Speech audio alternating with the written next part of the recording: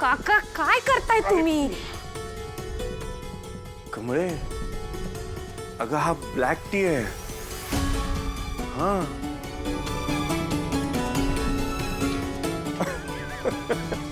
तुझा माझ्यावर विश्वास नाही ना? आज तर समजू नका, गैरसमज करून घेऊ नका.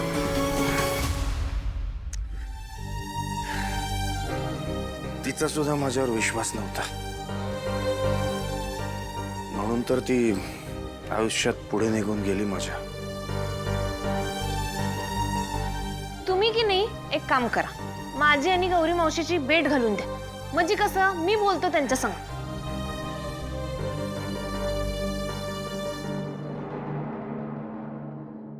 कमळे,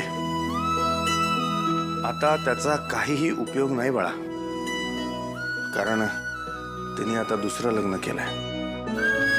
आणि कसं आहे, आता या वयामध्ये मला तिच्या संसारात ढवळाढवळ अजिबात करायची नाहीये. ज्या गोष्टी मी देऊ शकलो नाही त्या गोष्टी जर तिला आता मिळत असतील तर तिला जगू दे ना. का त्रास द्यायचा तिला, नाही का? वय नवा, मग तुम्ही बी सगळं सोडून द्या आणि तुम्ही बी पुढे जा. तुमच्या आईसाठी, आजींसाठी तुम्ही एवढं करू शकताय की नाही? त्यांच्याशिवाय तुमच्या आयुष्यात कोणी महत्वाचं आहे का सांगा? नाही, कोणी नाही. होय ना, मग झालं तर त्यांच्यासाठी तुम्ही सोडा. असं नाही मला वचन द्या आधी तुम्ही दारू पिणार नाही म्हणून. कमळे, बर नाही पिणार. बरं ते ठेवा, मी तुम्हाला एक गंमत दाखवते. ठेवा ठेवा ठेवा. मी की नाही आमच्या आबांसंग असं करायचं. द्या टाळी.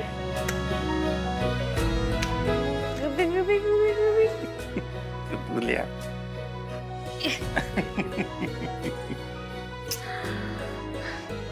येतो.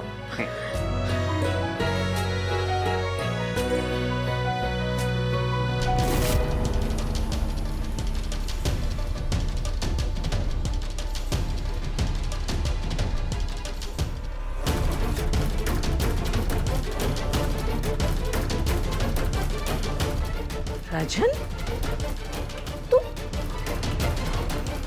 दारू पितोयस? आत्या, ब्लॅक टी आहे हा. ग्लासामध्ये ग्लासामध्ये तू ब्लॅक टी पितोयस? हे बरं आहे. आता तुलाच माहिती तू ब्लॅक टी पितोयस की काय पितोयस ते. रागिणी, गप्प बस जरा. वा, छान राजन, छान, मस्त.